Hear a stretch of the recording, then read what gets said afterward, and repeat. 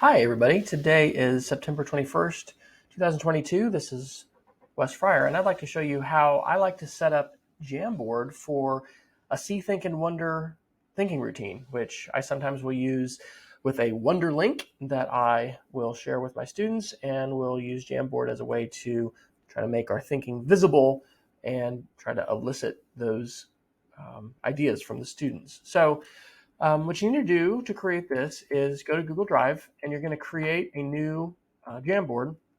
So you go here to the upper left corner, click on New, and then Jamboard is under More. So you scroll down and you'll find Jamboard. It is part of the Google Suite. It's just not one of the first ones that you see here. Now, I've just started doing this as a technique.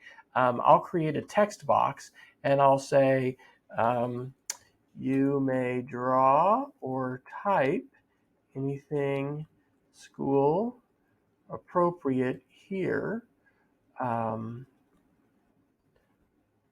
we get started. Because what I found, and I'm teaching middle schoolers, is that students love to use the laser pointer and they love to draw, and it's just really, really exciting. And having been an elementary math teacher, I know that it can be helpful to give students a chance to play with their manipulatives before we actually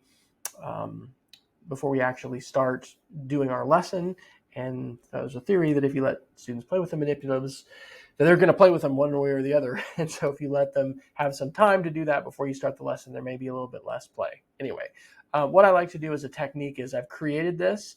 What I do now is I go up to the three dots and I choose Save Frame as Image.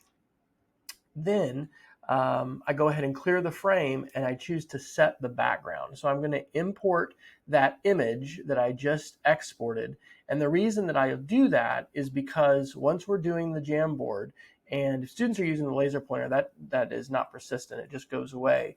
But if they're going to draw, then those marks and all that stuff is going to stay on the screen. Well, if you have something on the background, it's really easy to just click Clear Frame. So that's just a technique. It's something that I've started to do. This is the probably third year I've been using Jamboard with students.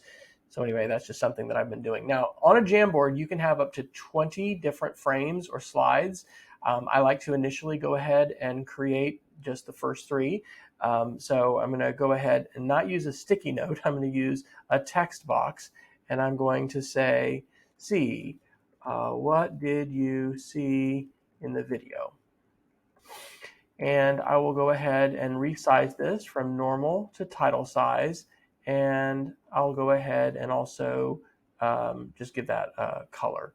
And I think I'll probably just leave that. So there's our first thing. Now, again, I could make that a frame and a background, but hopefully we're going to get out our urges to draw all over the screen.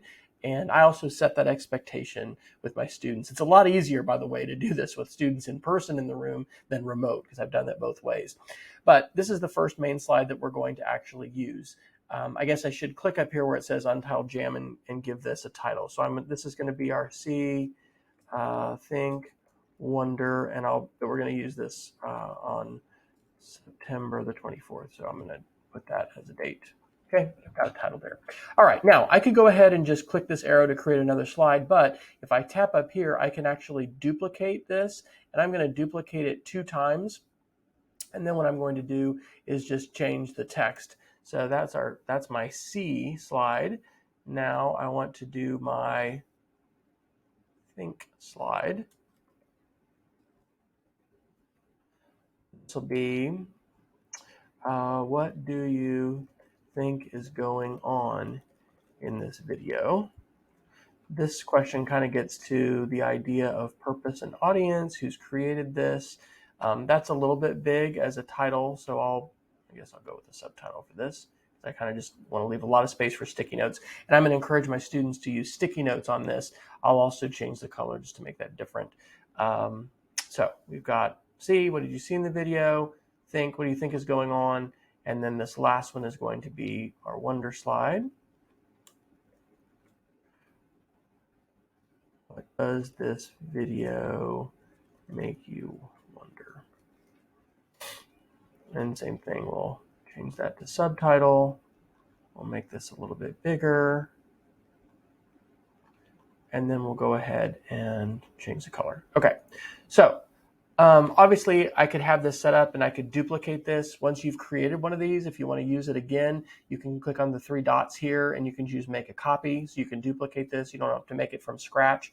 I like to add this for my students within Google Classroom because then it takes care of all the sharing for me. And I've got another video about this, but I'll mention the technique. It's really kind of cool. Google Classroom is going to I share it in Google Classroom so all my students can edit this.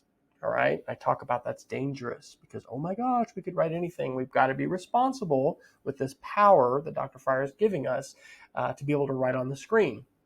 But after my students have gone ahead and given their input, and I do have them use the sticky note, okay, they're going to be typing things and stuff's going to go here on the screen and we're going to organize it and we're going to move it around. Once I'm done letting students basically have input, I like to click share and then I will change the sharing rights here so that they will actually just be able to see it and not change it. And I found that really is nice as well because it can be really distracting as we're trying to debrief to, my kids are usually pretty good with this, but sometimes there can be laser pointers or there can be just other things moving around, even if it's not intentionally disruptive. It can be nice to just say, okay, I'm going to turn off editing here. And we can do that right there within Jamboard. So that's how I set up a Jamboard for a See, Think, and Wonder activity. Hope that's helpful. If you'd like to check out more lessons, you can go to my lessons website, which is lessons.wesfryer.com. And you can reach out to me on Twitter. I'm W. Fryer on Twitter. There's other ways you can find me as well. My website's wesfryer.com/after, and there's a whole lot of choices there where you can find me. All right, good luck to you.